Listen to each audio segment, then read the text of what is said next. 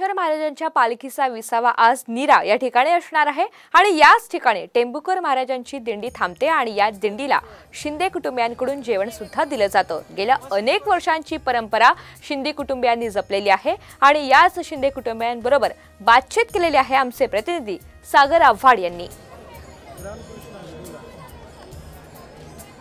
या ठिकाणाहून जाणाऱ्या वारकऱ्यांसाठी घरून काही शिदा जो आहे तो आणलेला आहे। त्यांची जेवणाची व्यवस्था या ठिकाणचे ग्रामस्थ करतात। काय सांगाल तुम्ही पालखी तळावरती हे सगळं जेवण घेऊन?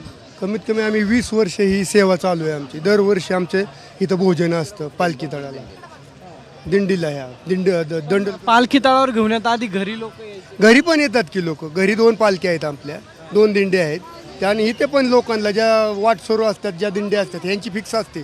20 वर्ष झाले आमची दिंडी असते।